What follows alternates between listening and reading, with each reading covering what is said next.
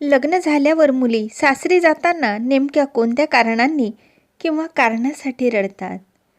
मुली ज्या घरात 22-23 वर्ष राहते आणि अचानक तिचे लग्न होणार आहे असे समजते, तिला त्या दिवसापासून वाटायला लागते की हे घर आता आपलं काही दिवसांसाठीच आहे.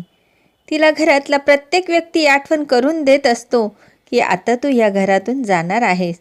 तुम्ही विचार करा, असं अचानक एका अनोळखी ठिकाणी आपण जाणार आहोत हे आपल्याला जेव्हा समजते तेव्हा प्रत्येक मुलीच्या मनात हा प्रश्न नक्कीच येतो की तिथे आपल्याला कोणी समजून घेईल का?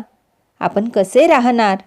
आपल्या घरात आपण कसे पण बसत होतो, कसे पण कपडे घालत होतो, वडिलांकडून हट्ट करून गोष्टी मागून घेत होतो, भावासोबत बहिणीसोबत चेष्टा मस्करी चालायची. आता तसं तिकडे नाही चालणार. बोलताना पण विचार करावा लागणार की चुकून एखादा शब्द चुकीचा बोलला आणि कोणाला वाईट वाटले तर सासरी सर्वच लोक समजून घेणारी नसतात. त्यामुळे बोलताना किंवा काम करताना खूप जपून वागावं लागतं. तिथे चुकलं की समजून सांगणारे कमी आणि चुका दाखवणारे जास्त असतात.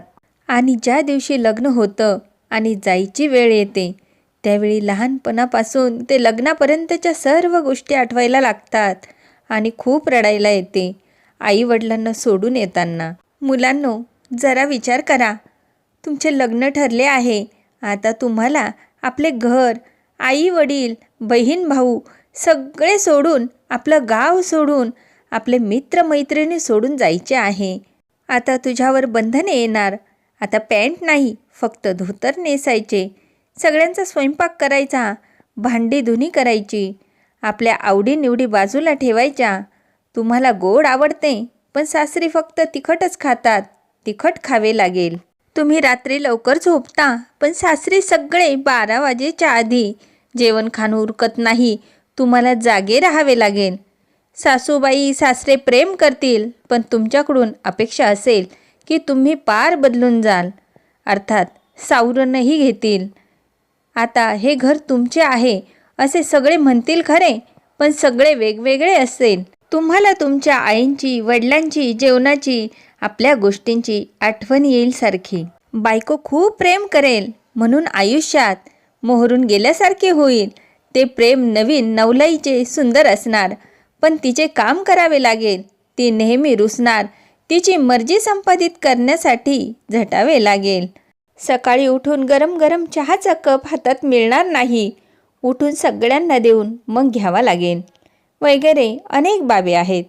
मुख्य म्हणजे आपले लोक आता आपल्याला परके समजणार ही भावना फार दुःख देईल तुम्हाला. तुमचे आई वडील म्हणतील तू आता त्या घरचा, तुझी बायको आणि सासू सासरे म्हणतील तसंच राहायचं. सगळा पगार सासूच्या हाती द्यायचा, त्या देतील तो पॉकेट मनी कुरकुर न करता घ्यायचा आणि त्यात निभायचे.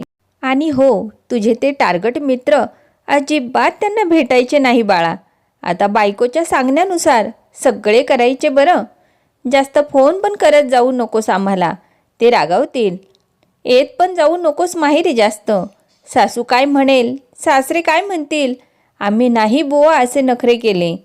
सांभाळून घे बेटा, आता आपल्या घराण्याची अब्रू तुझ्या हातात आहे असे नको म्हणायला की पहा आई वडिलांनी मुलाला काहीच वळण लावले नाही.